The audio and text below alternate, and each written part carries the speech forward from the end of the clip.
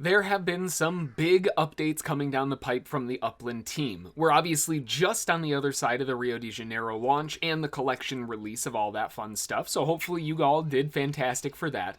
But really, this is kind of the next big thing, and man alive, we're talking a really big thing here. It's the Upland Economic Update.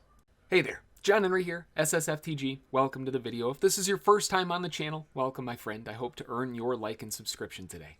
Upland just dropped a huge proposed update that us Uplanders are likely, based on the terminology at least, going to be able to cast our votes on much sooner than later. Now, here's the thing, right? If you're not versed in economics, this thing is longer than a Tolkien description of a dwarven beard. Like, this is ridiculous. It's huge. So, that's where people like me come along, where I don't mind going through and reading through all this, because this is the kind of stuff that I love. I love ripping these things apart. So, let's dig into the nitty-gritty and kind of go through things so that we can make this actually understandable. Now, before we start this whole thing off, let's preface it by the obvious. These are just my opinions, right? I'm a talking head on YouTube. It is what it is. Do your own homework. Do your due diligence. Go through and, well, read the white paper. Honestly, if people would just read the white paper, a lot of these problems would be fixed, and it's only like 24 pages long. It's not like it's a really long one to read, and it's actually pretty big font, and half of it are pictures. So it's super easy to read through, and it'll clarify a lot of what's going on in this economy update, because honestly, it pulls a lot of the info directly from there. So a big thing that a lot of folks can do for themselves is simply just reading the white paper. But remember, I'm basing my decisions off of the current information and how I'm perceiving that information and my understanding of it. I am very open about being able to change my mind on things. It doesn't bother me at all to admit when I'm wrong, and if I realize that I'm wrong, I'll record another update saying that I'm wrong. But until then, these are my opinions on the information that I have at this point in time. Okay? We all on the same page? Okay, good. So first off, Upland is bringing forth a few different things in this proposal. A big one is a new mechanism for funding the Upland Pool, alongside the first ever in-game economic ballot system, which I am super excited for. Now, they did also mention a few other things right over here. They're talking about minting more Spark and how the earnings rate is staying at 14.7%, the first ever economic vote, and of course the UPX funding methods for the Upland Pool. So there's a lot of stuff that we're going to have to dive in here, so strap in and let's start ripping it apart. Now, I do want to make a quick little clarifying note on these property earnings, because this 14.7% is not what you're going to get if you do the math and go to your property and do the math there. It's going to be different, and that's because the 14.7% is based on compounding interest. If you were to do the base math, it comes out to 14.515%, which is personally what I use for all of my calculations, because a lot of the properties I'm flipping relatively quickly anyway, and that longer term percentage isn't going to make that much of a difference. And regardless, I'd rather have the lower percentage to be on the safe side anyway. So to understand the proposal and what Upland is looking to do, it would be very beneficial to understand how Upland as a whole works. And the easiest way to do it, by far, just read the white paper. Like I said, it's 24 pages long, not hard to read through, and half of it is pictures anyway. So it's not a hard read by any means, and that fills in a lot of the blanks if you don't know how it operates. Here's the thing. Jump on over into page 11. Very important note, and something that initially is the entire reason why Upland and why I'm so drawn to Upland is such an incredible metaverse. Because it's paramount, and it's in their white paper, that UPX is perceived as a stable currency by its citizens. 1,000 UPX is $1. $1 is 1,000 UPX. Well, technically it's $4.99 for 5,000, so I guess there's a percentage in there somewhere along the way that's slightly off. But it's always that way, and it shouldn't change. And that's the whole point of this stability in the economy as its underlying backbone. Now, along with this, if we go down just a little bit further on page 11, centralization versus decentralization, this talks about some really important topics as well that we need to keep in mind as we go through this proposal. Because, well, along with UPX being perceived as a stable coin, so to speak, they're also talking about making mention of passing the baton of delegation and decision-making onto the community via on-chain governance. This is very important to remember, because that's what this is the beginning steps of. They're talking about adding voting, right? I mean, this right here in the white paper, these are the steps to make this happen. Now, when Upland was first created, we had the 100 billion UPIX that was initially started with the game split into two different pools. We have the Community Pool and we have the Upland Pool. And the Upland Pool and the Community Pool serve two different functions. The Upland Pool is what they have allocated the UPIX to sell for fiat. So, as an example, if I go to the Upland store and I buy 5,000 UPIX, or $5 worth, $4.99, whatever, plus the applicable taxes and such, those proceeds of selling that UPIX to me goes to Upland, and that is what's used to fund Upland.me as a company, right, as a whole. It's mentioned as well that Upland should have an inbound monthly UPIX income from active users to this pool, but correct me if I'm wrong, to my knowledge, there hasn't been any inflow into the Upland pool. So it's kind of interesting when you consider that side of things. Now, the Community Pool, this one's a little bit different because there's a lot of stuff going in and out of it that we really need to kind of break down so you understand how this works.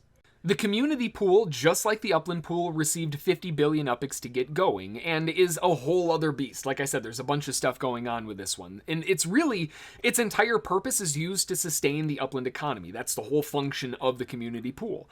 So the pool has several inbound and outbound flows. The initial property sales, when you mint a property or sell a property, we'll say mint a property because the next one.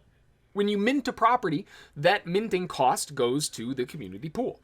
Marketplace fees, which is why I backpedaled a little bit on that last one.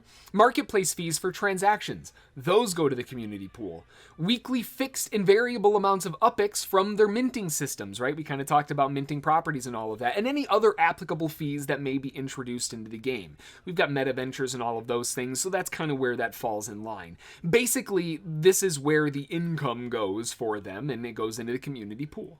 Now, of course, the Community Pool does have expenses that go out of it as well. So recurrent or boosted earnings for people who own properties. That UPIX that shows up in the top right corner, there we go, in the top right corner, that is part of that coming out of the Community Pool, right? That's where it comes from. Along with that, one-time rewards, when you complete a collection or a collection bonus or whatever, those come out of the Community Pool. Marketing and other campaigns, location drops and promos and all that kind of stuff, that comes out of the Community Pool. So it has a little bit of an outflow kind of built into the Community Pool in and of itself. So now that we know generally at least how these two different pools function, looking at the update, right? Going back to the update and kind of looking at it, what does this all mean, right? I mean, like I said, this thing is 1.5 miles long. So is it good? Is it bad? Does it have my vote? Is it a yes? Is it a no? How are we approaching this?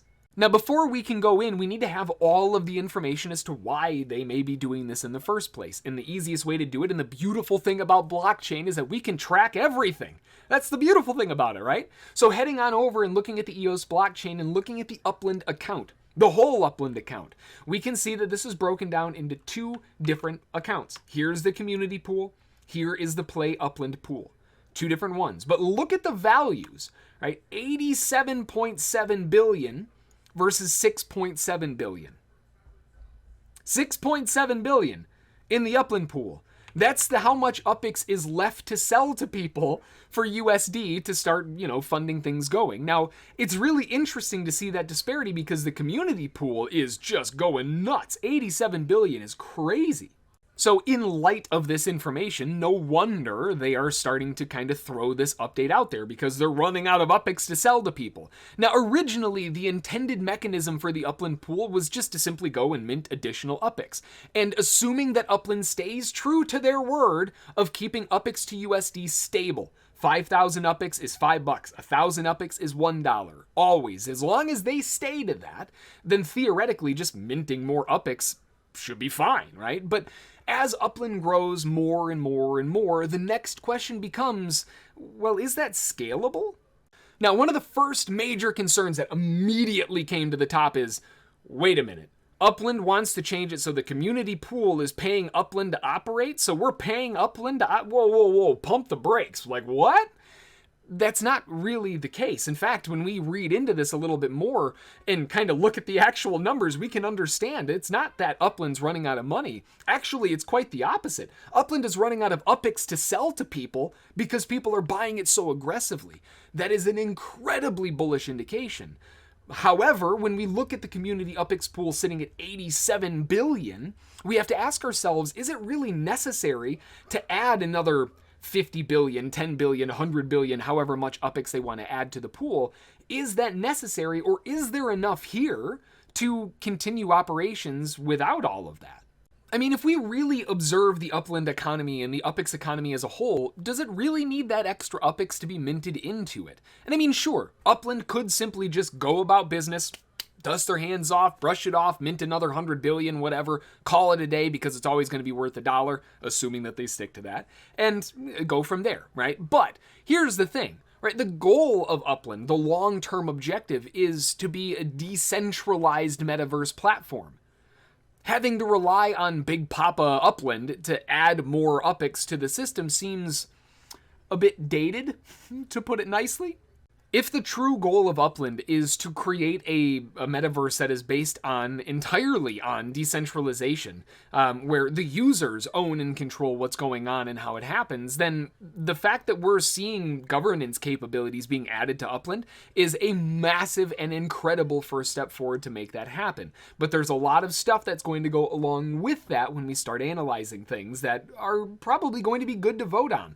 I really hope they use this platform a lot. By constantly minting UPX as needed, the pool, theoretically, would infinitely inflate. What's going to stop it, right? Now, sure, every 1,000 UPX is still worth $1, but constantly and infinitely inflating because we just need to add more, just start chucking it in there because the pool got low, well, that's not necessarily a good thing either. And it certainly doesn't help from the side of self-decentralization and self-regulation. There has to be more of a balance if that long-term goal is decentralized governance. And that's where some of these changes have to be made. The new method that they're proposing looks like this, and we've got it on the screen there so you can read it, but instead of minting UPX to the Upland pool, right, and then selling it from there and going about business, 100% of the minted UPX goes towards and into the community pool.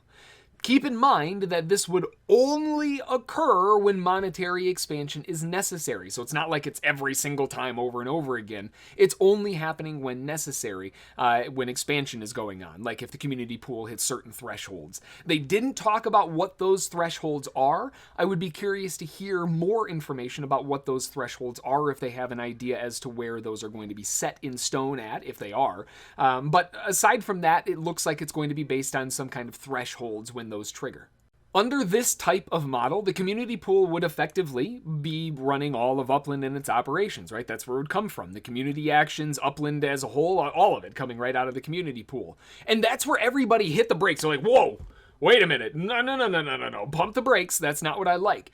But really think about this. That allows it to become a self-regulated entity that's ran by its user base. The funding method that they're talking about is super interesting because they're talking about adding a monthly and scalable mathematical amount of UPX into the pool. And they were talking about doing that with the Upland pool in general. But like I said, I don't believe there's ever been an increase in the Upland pool. This would be utilizing that in concert with the community, whatever you want to call it, mashing together.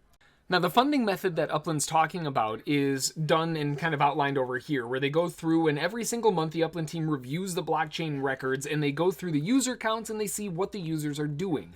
Are they minting NFTs? Are there, different transactions on the blockchain? What's going on? Are there new users, monthly active users, etc.? So all of that is going to be highlighted and taken note of at the end of the month. And then at the end of the month, the Upland team will go through and review all of it and then inject that amount of UPX into the community pool.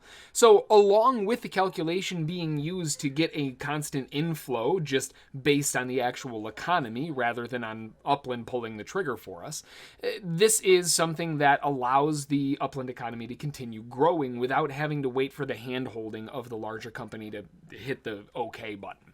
Now, the calculation is also going to be retroactively enacted all the way back to January 2021 up to June 22 to ensure that it's as fair as possible. So that way it's got as much as it can have, it's all covered.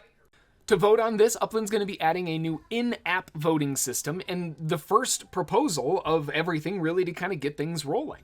So the voting system is going to be a great way to see what the sentiment of the community is in general on this topic, but along with that, for future topics, keeping in mind that self-governance mentality, definitely a big one here. They're talking about the voting system being expected to launch in Q3. Well, given that it is August 4th when I'm recording this, Q3 isn't exactly very far away. So in terms of the launch timing, honestly, it's probably going to be significantly sooner than later based on the timing that they're talking about. The next part that they talked about is minting more Spark. Initially, when they first started things out, 50,000 Spark was minted to the Upland ecosystem. And in Upland, for the early days, that was more than enough, right? Totally fine. Fast forward a few years, though, and now that we've expanded to international areas, we've got stadiums, we've got, new areas being added very frequently, cars, factories, and everything else. I mean, good Lord, Spark is becoming incredibly needed, and, well, it's got to fuel the beast somehow, and in order to get that fuel going, they're going to look to mint more Spark. Again, they're talking about a monthly calculation on this, which is awesome because this is a way that they can restrict and can kind of go along with the economy. If the economy is doing really well, the UPX and Spark flow will increase as it should. And if the economy starts a little bit of a pullback, it won't be pumping it in like crazy because it will be going along with it. It's really, really smart how they're doing this. So something to keep in mind along with the Spark, in the UPX and everything else, all of this Spark, well, I mean, they're going to need it to fuel the fire. And, they're also talking about something that's kind of interesting, these little one-off batches of Spark that could be minted to support new releases of features. I'm curious if those are like disposable Spark, or if they're talking like they mint it and it's in the ecosystem, now they're good to go. It would be interesting to see because a lot of these community builds and everything were really good ways to get the community involved in these projects, and I hope they don't take those away because that would be kind of a bummer. At this point in time, there isn't a change planned for the property earnings. It says that it's going to be staying at 14.7%. Now, that is still lower than the initial 17% it was a few months back, but not moving lower is still a good move. Honestly, the fact that it moved lower in the first place probably aided in the heavy inflation to the community pool to a degree regardless. So what's my takeaway on all this, right? What are my thoughts on this economic update? Do I think it's a good idea, a bad idea? Do I think that it should be enacted? Am I voting yes? Am I voting no? On the surface, it's kind of scary stuff, right? I mean, they talked about a lot of things where, like we were talking about, it was easy to just stop reading, pump the brakes, and say, nah, I don't like that. But when we go a little bit further and dig a bit deeper, a lot of these proposed changes, well, they kind of make a lot of sense. And honestly, the goals of Upland are for Upland, right? I mean, these objectives are to be self-reliant as a metaverse, to be governed, self-governed with internal governance by its user base. I mean, these moves are just steps towards that realization. Adding ways to vote on major topics is a huge, incredible step forward for the Upland Metaverse as a whole, and it's something that they've been talking about wanting to do and use and implement and all that fun stuff, so it's definitely welcome, and I hope they use it more frequently. Maybe not for every little bitty thing, but I do hope that it is a little bit more of a mainstay that we can utilize. Along with that, with the addition of having something like that in-game, I'm also curious if there's a way that we can create a subsection of our own vote. As an example, running the Woodhood. If I wanted to operate my own vote, but not necessarily open it to everybody, it would be really cool to have an internal mechanic that does it for me. I can select everybody in this neighborhood, place a vote by such and such time, right? That would be really, really cool. And having these types of things, although it may not be the goal right now, it paves the way for those things to be a possibility in the future. So the fast down to it, it's got a yes vote for me. I believe that this is a good step forward for the Upland Metaverse as a whole towards really the actualization of its originally intended goals of being a self-governing, self-reliant metaverse. That was the whole point of it. I do think that we, as its player base in this wonderful metaverse, need to hold Upland accountable, right? We really need to stay on top of it and track things. And Upland knows this, and they better believe that there are going to be people out there that will track this stuff like a bloodhound. And the beauty of having everything on the blockchain is that we can, right? It is all trackable. It's open to the public. There are going to be scripts that are written to track blockchain transactions that are going to there are going to be so many things that are all written around this. It's going to be nuts. So even if this does go forward, you better believe that it's going to be watched through 7 million eyes, and 9 million of them are going to be automatic. Figure that math out, right? This is going to be a big topic. Everybody's going to be paying attention to it. And it's a big one. This is a big step forward, regardless of how the vote turns out for Upland. This is progress one way or the other. Looking at it and the wording and sitting in on a few different meetings and talking to a few of the different people in the Upland Metaverse as a whole, I mean, really, I don't think there are any ill intentions or anything in this proposal. And in fact, it seems like the only thing in mind here is the growth and forward projection of the Upland Metaverse as a whole. The wording of things did make it seem as though, and speculative albeit, that they're looking to partner with more brands, perhaps more aggressively. Saying things like platform operator instead of just straight up saying Upland makes me think that this could be a sooner eventuality that we could possibly look at. I mean, we already know that they've got deals with FC Porto Soccer and Menguera, I'm slaughtering these names, I apologize, the Samba School in Rio, with NFLPA, and those are just to name some of the bigger ones, right? So what's to stop them from adding a larger brand of developers to the mix and adding their name to that list right next to Upland's? I'm curious to know what all of your guys' take is on all of this. These are some really, really big updates that are, well, there's some pretty big swings on both sides of the fence. Some people hit that one point and they just pumped the brakes and said no without reading any further. Okay, that's fine. That's their vote, so be it. There are other people who read all the way through it and still don't like it. There are people who didn't like it but then read through everything and realized, wait a minute, I do kind of like this. There are all kinds of different viewpoints on this topic. So, what are your viewpoints on this? Do you think this is a good thing for the Upland economy? Do you think it's a bad thing for the Upland economy? And more importantly, why, right? Not just, oh yeah, I think it's bad, period, right? Why is it bad, right? Let's actually get a good discussion going on here. For more discussion on this, obviously they're talking a lot about it in the Upland Discord server. We're also talking about it in the Woodhood Discord server there too. So make sure to swing on by and register for that. The link is in the description down below. That's going to do it for this one, though. I hope you have an incredible rest of your day out there in the metaverse. And regardless of whether you're voting yes or no, like I said, what are your thoughts? Drop them in the comments. And, who knows? We might be able to see you all in the polls sooner than later. I mean, it just went into maintenance just a couple minutes ago. It wouldn't be a surprise to see some of these things coming sooner than later. When I said that, I didn't mean like in 5 minutes. I meant like maybe, in a couple weeks. But hey, we'll take them. We'll see what all gets implemented as this goes. And as things are updated and as things come along and we learn new information, I'll try to keep everyone else updated as well. Have a great rest of your day, and we will see you all in the metaverse. Thanks for watching. Bye.